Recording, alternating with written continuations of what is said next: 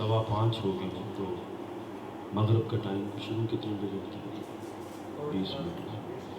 تو ہم مغرب کی نماز جو ہے وہ انشاءاللہ 10 منٹ کم 6 بجنے میں 5:50 پر مغرب کی نماز ادا کریں، تاکہ آپ اطمینان کے ساتھ توجہ کے ساتھ نماز ادا کریں۔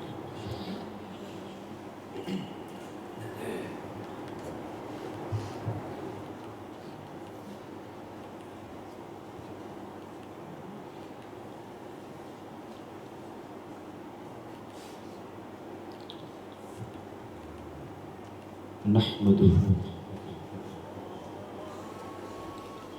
ونصلي على رسوله الكريم، اما بعد فاعوذ بالله من الشیطان الرجیم، بسم اللہ الرحمن الرحیم۔ فإنك بأعيننا صدق اللہ العظیم۔ نہایت ہی واجب الاحترام قائم مقام صدر منہاج القرآن یونان محترم راجہ ضیاء الحق صاحب،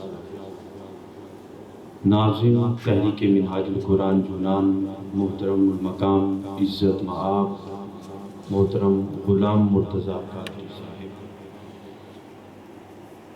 امام و خطیب ذیلی مرکز الف سینہ محترم قاری مدثر مصطفیٰ صاحب، صدر ذیلی مرکز منہاج القرآن الف سینہ محترم زیغم رشید صاحب، اور دیگر جملہ ثناخان مصطفیٰ، معزز و محتشم حاضرین و سامعین، اور دیگر تمام سیاسی، سماجی، مذہبی جماعتوں سے تعلق رکھنے والے قائدین اور ان کے وابستگان، اور ذیلی مراکز جن کے زیر اہتمام یہ پروگرام ہو رہا ہے، الف سینہ کے تمام رفقاء و وابستگان اور جملہ انتظامیہ، میں آپ سب کو صمیم قلب کے ساتھ اور فرحت ادب کے ساتھ آقا علیہ السلام کے میلاد مصطفیٰ صلی اللہ علیہ وسلم کے سلسلہ میں اس حال کے اندر پروگرام کے منعقد کرنے پر دل کی اتھا گہرائیوں سے مبارکباد پیش کرتا ہوں۔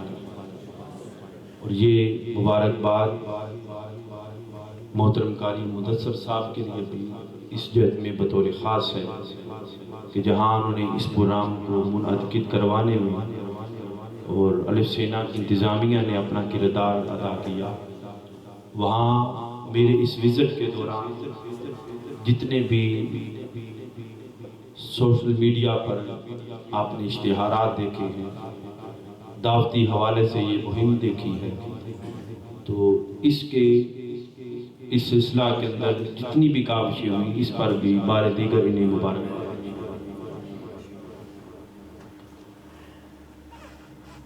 وقت مختصر ہے اور بات بڑی لمبی ہے، تو اس تھوڑے ٹائم میں ہم اس وادی میں چلتے کہ اگر کوئی اس وادی میں ایک لمحہ بھی ٹھہر جاتا تو ساری زندگی بڑی بڑی ریاضت اور مجاہدہ کرنے والے اور ریاضتیں کرنے والے اور محنتیں کرنے والے وہ پیچھے رہ جاتے ہیں، اور وہ ایک لمحے کی سعادت والے بازی لے جاتے ہیں۔ بس تصور کریں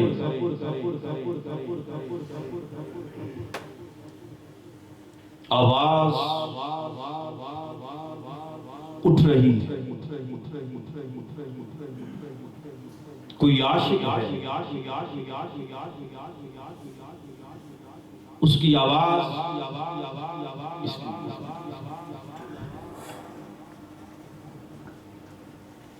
کسی حسن کو تلاش کر رہی ہے۔ وہ عاشق ہر سو دوڑ رہا ہے،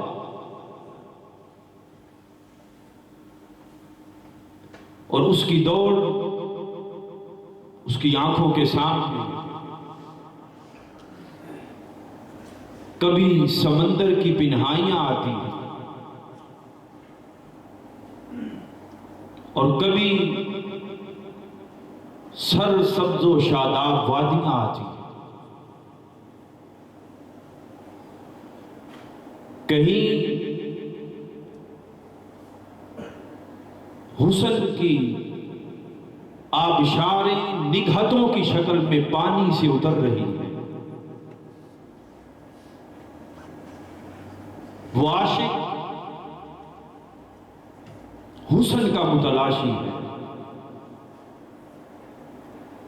اور وہ اس حسن کو تکنا چاہتا ہے کہ جس کے جلوے ہر سو بکھرے ہوئے ہیں۔ وہ عاشق اضطراب و التہاب کی کروٹیں لیتا ہوا چار دنگ عالم کے اندر نظر دوڑاتا ہے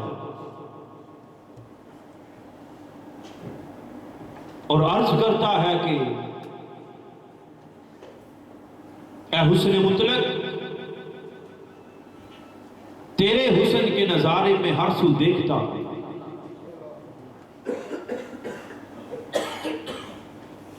تیرے حسن کو پانے کے لیے نظاروں کی شکل میں مختلف رنگوں کی چاہتیں نظر آتی ہیں۔ کبھی میں اس عالم اسفل کو دیکھتا تو ہر سو تیرے حسن کے نظارے مجھے نظر آتے ہیں، کبھی میں پہاڑوں کی بلندیوں کو دیکھتا تو وہ بھی تیرے حسن کی باتیں کر رہے ہیں، کبھی زمین کی ان پنہائیوں کو دیکھتا ہوں، وہاں بھی تیرے حسن کے چرچے،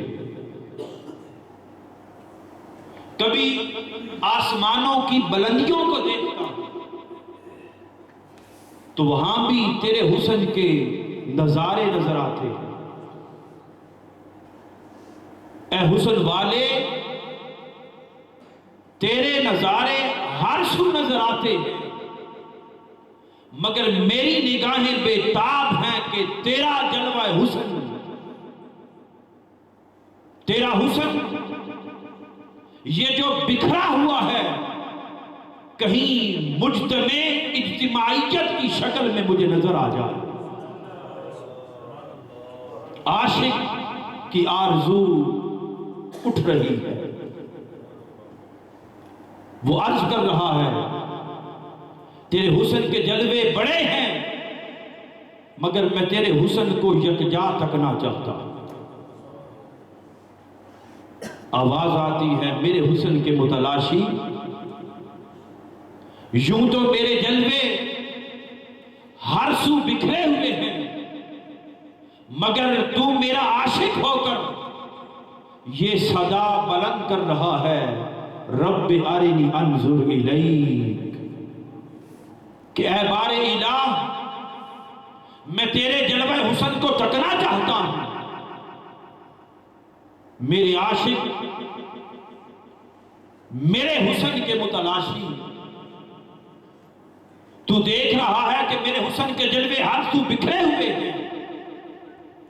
عاشق عرض کرتا ہے باری تعالیٰ، تیرے حسن کے جلوے اس عالم ناسوت میں بھی ہیں، اس عالم ملاکوت میں بھی ہیں، اس عالم ملاکوت سے اوپر روحانیت کی دنیا میں بھی ہیں، تیرے حسن کے جلوے عرش پر بھی ہیں، تیرے حسن کے جلوے فوق العرش عالم لاہوت کی دنیا میں بھی ہیں، اور اس سے اوپر عالم ہاہوت کی دنیا میں بھی ہیں۔ یہ تیرے سارے حسن کے جو جلوے سب عوالموں میں بکھرے ہوئے ہیں، میری نگاہ چاہتی ہے کہ یہ سارے عالموں میں جو تیرا حسن پنہا ہے، بکھرا ہوا ہے، یہ سارا حسن مجھے ایک جگہ نظر آ جائے۔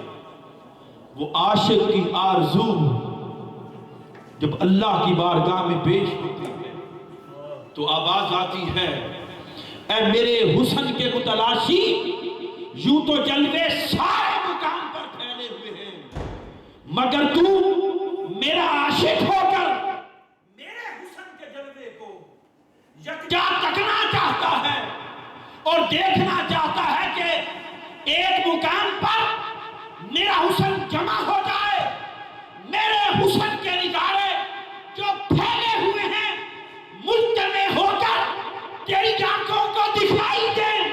تو آواز آئی، میرے عاشق دیکھ آمینہ کی گود کو، اس کی گود میں محمد بنا کر اپنا سارا حسن اتار دیا۔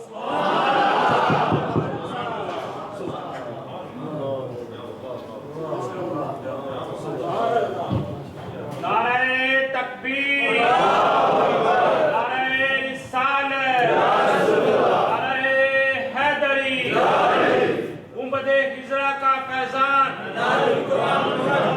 گنبد خضرا کا فیضان۔ تو وہ حسن کا جلوے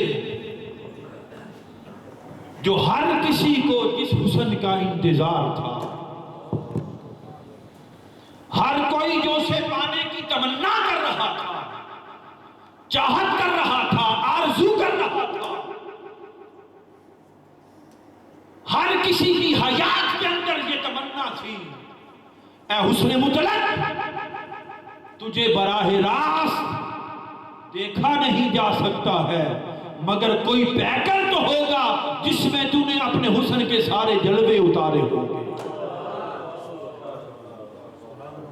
یہ آرزو ہر عاشق کی رہی، کوئی عاشق اس کے حسن کا متلاشی بن کر اس عالم خلق میں آتے بن کر چمکا، کوئی اس کے حسن کا عاشق بن کر آدم کے بعد نوح کی شکل میں ظاہر ہوا۔ عاشق ظاہر ہوتے رہے، ہر عاشق کا درجہ تھا، ہر عاشق کا مقام تھا، ہر عاشق کا مرتبہ تھا۔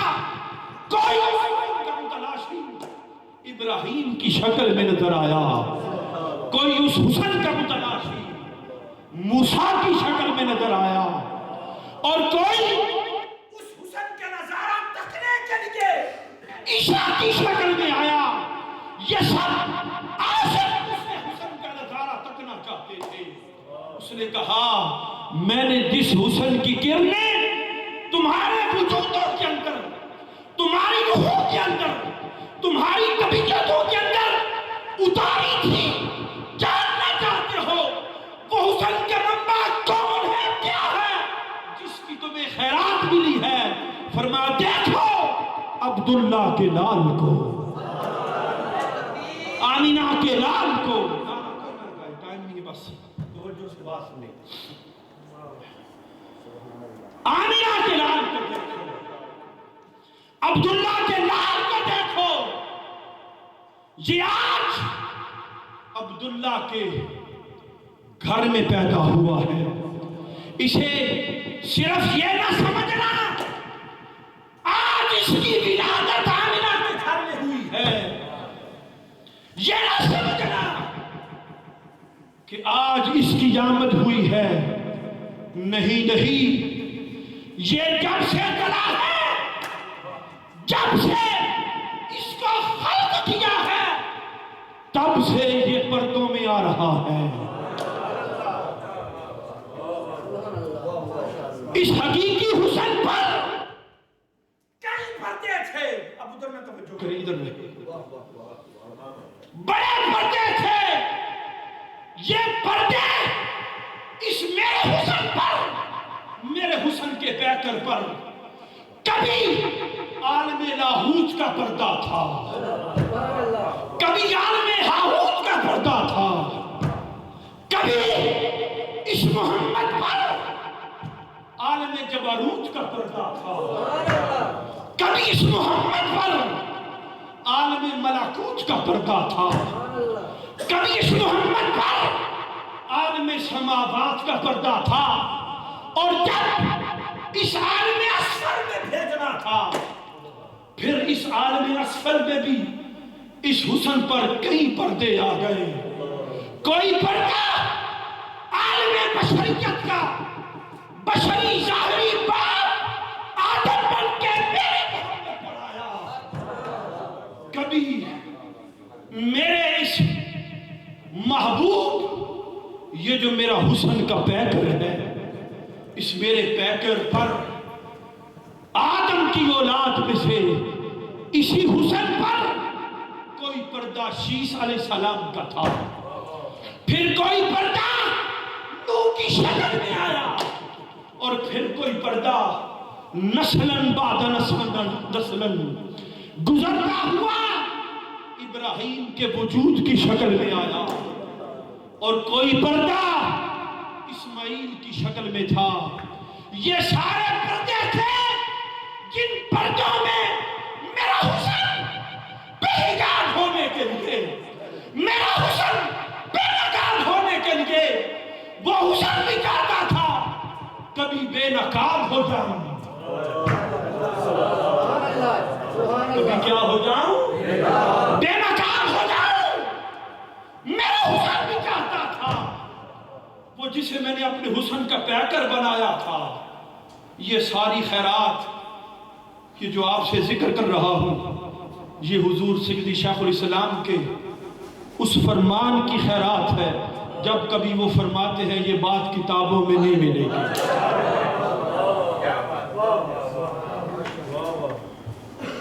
یہ قرآن سے ملے گی. کہاں سے ملے گی؟ قرآن سے ملے گی اور صحبت اولیاء سے ملے گی. یہ سارے پردے تھے. وہ حسن بھی چاہتا تھا مجھے ہنسی بنایا ہے تو مجھے بے نقاب بھی تو کرنا. جب کوئی مجھے دیکھے گا نہیں تو کوئی کیسے کہے گا یہ بڑا حسین ہے. کوئی اس حسن کو دیکھنے والا بھی تو ہونا جو دیکھ کر کہے یہ بڑا حسین ہے, یہ بڑا حسین ہے.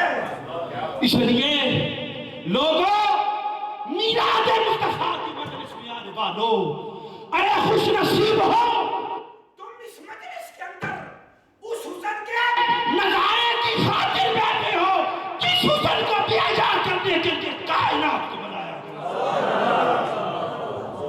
جس حسن کو بے نقاب کرنے کے لیے اس سارے عالم خلق کو سجایا گیا, عالم نور کو بنایا گیا, عالم بشر کو بنایا گیا, عالم ناسوت کو بنایا گیا. یہ سارے صرف اس حسن کے پردے تھے. جب وہ حسن آمنہ کی گود میں چمکا, محمد کے گھر میں اس کا نزول ہوا, وہ حسن جب بے نقاب ہوا, عیاں ہوا, تو حکم ہوا اے میری عالم ملکوت کی دنیا ادھر جاؤ. آمینہ کے گھر وہ عالم نور کی دنیا پکار اٹھی, باری تعالیٰ تو نے بڑوں بڑوں کا ظہور کیا مگر کسی کی خاطر زمین پر نہ بھیجا. حوران جنت پکار اٹھی, عرش کے ملائکہ پکار اٹھے, جنت کے ملائکہ پکار اٹھے, ارواح انبیاء پکار اٹھی. آواز آئی تم جاننا چاہتے تھے نا, تمہیں بے قراری تھی, تم چاہتے تھے کوئی حسن کا مرکز مل جائے، کوئی حسن کا محور مل جائے، کوئی حسن کا ایسا پے کرے مدلول، پے کرے محسوس ایسا مل جائے جس کو دیکھے تو تیرا حسن نظر آتا ہے۔ رب کائنات نے فرمایا آج حسن بے نظر ربی اور اکبر کے اندر ہو رہا ہے، اور یہ میرا حسن محمد بنا کر آمنہ کی گود میں اتار دیا گیا۔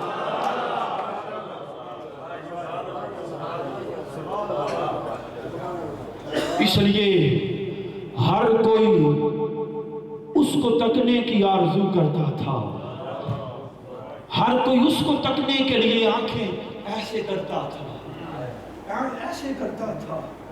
ہر کسی کی عادت، ہر کسی کی تمنا، چاہت، رغبت، شوق، سب کچھ اس کی خاطر تھا، اور جب اس نے حسن بے نقاب کیا ان سارے پردوں سے، تو قرآن نے کہا فَإِنَّكَ بِأَعْيُنِنَا، ہر کسی کی نگاہ ہماری طرف رہتی ہے، اور اس نے مطلق کی نگاہ چہرے مصطفیٰ کی طرف۔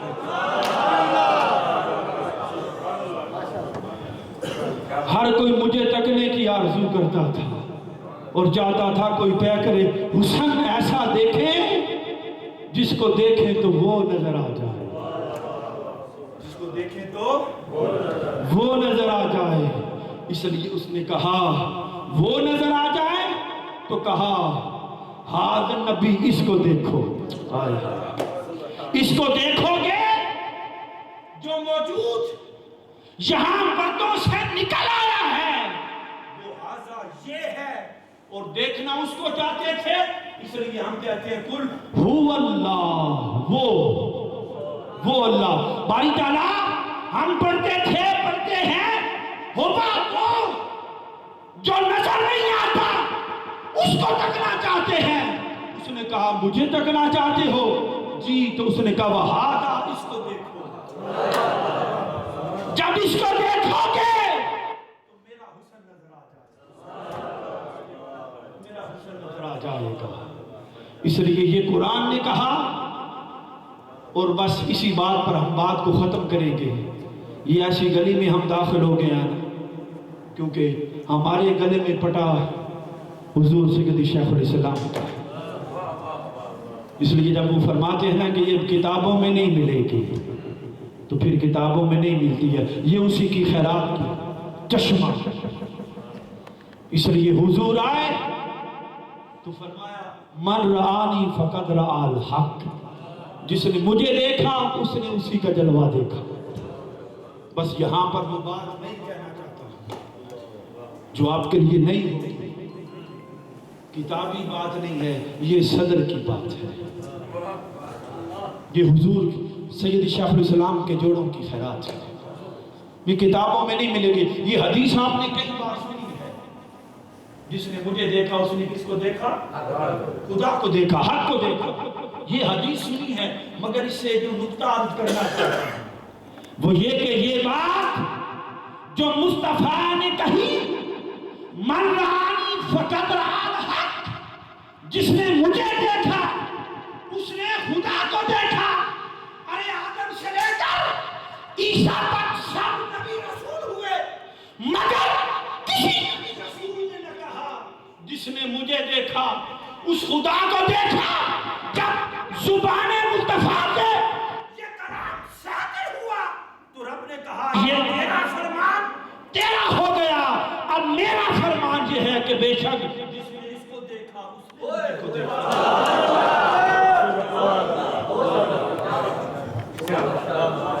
اس لیے یہ بات کسی پیغمبر اور رسول نے نہ کہی، آدم سے لے کر عیسیٰ تک کسی پیغمبر رسول نے نہ کہی کہ جس نے مجھ کو دیکھا اس نے خدا کو دیکھا۔ اس لیے جب زبان مصطفیٰ سے یہ کلمات صادر ہوئے تو یہ اعلان کیا جا رہا تھا مجھ سے پہلے جتنے نبی رسول آئے وہ سب میرے اس کلمے کی آمد کر کے آئے تھے، میرے اس فرمان کو اجاگر کرنے کے لیے آئے تھے، میرے اس فرمان کی خوشخبری دینے کے لیے آئے تھے۔ دوستو اس لیے مصطفیٰ نے فرمایا جس نے مجھ کو دیکھا اس نے خدا کو دیکھا. اس لیے اس نے اپنا حسن عیاں کر کے محبت کی شکل میں اتار دیا, محمد کی شکل میں اتار دیا. اور جب اتارا تو نادان لوگ جھگڑنے لگ گئے. انہوں نے کہا یہ ہمارے جیسا ہے. انہوں نے کیا کہا یہ ہمارے جیسا ہے. رب نے کہا محبوب تو بھی ان کو کہہ دے ہاں میں ظاہر میں تمہارے جیسا ہوں. ظاہر میں کیا ہے تمہارے جیسا ہوں. یہ بات قرآن میں 4 مقام پر آئی ہے. 4 ہستیاں ہیں یہ بات کہنے والی. ایک رب نے کہا, رب نے یہ نہیں کہا کہ جیسے حضور نے کہا کہ ہاں میں ظاہر میں تمہارے جیسا ہوں. رب نے یہ نہیں کہا.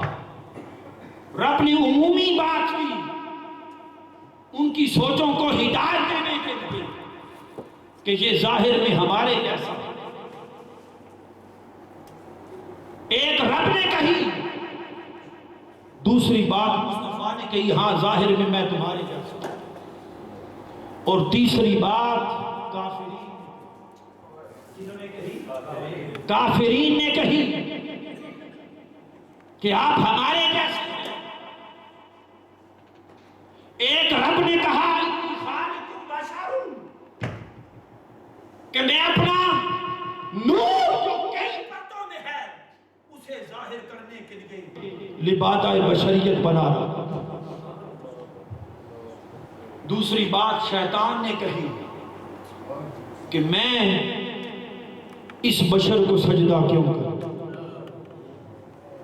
دوسری بات شیطان نے کہی. کس نے کہی؟ شیطان نے کہی. تیسری بات کافرین نے کہی آپ ہمارے جیسے ہیں. تو محبوب نے اپنے محبوب کی طرف دیکھا. باری تعالیٰ یہ کہتے ہیں کہ میں ان جیسا ہوں. رب کائنات نے فرمایا محبوب میں یہ نہیں کہتا ہوں کہ تو ان جیسا ہے. یہ قرآن میں رب نے نہیں کہا اس انداز میں کہ تو ان جیسا ہے. تو باری تعالیٰ پھر ان کو کیسے سمجھاؤں. رب نے کہا ان کی عقل اتنی ہے محبوب تو خود اپنی زبان سے ان کی تربیت کے لیے فرما دے ہاں میں تمہارے کیا ہے میں تمہارے جیسا ہوں. تو باری تعالیٰ تو نے کیوں نہیں کہا. رب کائنات نے فرمایا میرے محبوب میں کیوں کہوں. اس لیے کہ جو بات تیرے کہنے کی ہوگی وہ تیری زبان سے کہلاؤں گا اور جو تیرے مقام کی بات ہوگی وہ اپنی زبان سے کہوں گا. اپنی زبان سے کہوں گا. اس لیے محبوب جب تیری بات کرنا ہوگی تو میں بتاؤں گا میرے مصطفیٰ کے ہاتھ کیسے ہے. جب تیری زبان کی بات ہوگی تو میں بتاؤں گا میرے محبوب کی زبان کیسی ہے.